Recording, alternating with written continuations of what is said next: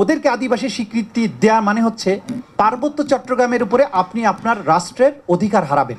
আদিবাসী হিসাবে যদি এই আমাদের ক্ষুদ্র নৃ গোষ্ঠী যারা আছেন তাদেরকে যদি স্বীকৃতি দেয়া হয়, সমস্যাটা হচ্ছে যে প্রথমত তারা আদিবাসী না। কারণ এই ভূখণ্ডে বাঙালি যারা আছেন তারা এসছেন 4000 বছর আগে, আর চাকমা, মগ, মুরং যারাই বলেন এদের আগমনের ইতিহাস 300 থেকে 400 বছর আগে।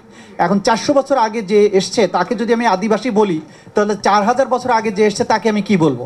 এটা মেনে নেওয়ার অর্থ হলো 1989 সালে শুরু হওয়া মঙ্গল শোভাযাত্রাকে 1000 বছরের বাঙালির ঐতিহ্য বলে চালিয়ে দেওয়ার মতো ব্যাপার হবে যদি আমরা 300 বছর আগে আসা মানুষদেরকে আদিবাসী বলি এই ভূখণ্ডের জন্য। সুতরাং এটা আদিবাসী তারা না। কিন্তু এখন কেন এই বিতর্কটা আসছে?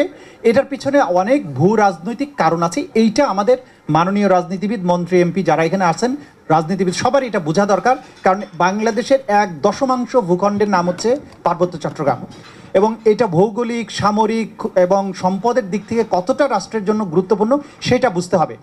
একটি বিশেষ মহল পরিকল্পিতভাবে এই জায়গায় এই আদিবাসী শব্দটা টেনে আনার চেষ্টা করছে। কারণ জাতিসংঘের স্বীকৃত যে কনভেনশন আইএলও, যেটা কনভেনশন, যেটা আইএলও কনভেনশন 169 এবং 2007 সালের যেটা রেগুলেশন যেটা বলছে, ওদেরকে আদিবাসী স্বীকৃতি দেয়া মানে হচ্ছে পার্বত্য চট্টগ্রামের উপরে আপনি আপনার রাষ্ট্রের অধিকার হারাবেন। কারণ আদিবাসী হিসেবে তখন জাতিসংঘের ম্যান্ডেট অনুযায়ী ভূখণ্ডের উপরে, সম্পদের উপরে, সামরিক বাহিনী তাদের সব কিছু নিজস্ব হবে। তার মানে বাংলাদেশের এই 1/10 ভূখণ্ড আপনাকে ছেড়ে দিতে হবে। এই বিষয়টা এত সিম্পল না। সুতরাং আমাদের রাজনীতিবিদদের এই বিষয়টা ভালো মতো উপলব্ধি করা দরকার।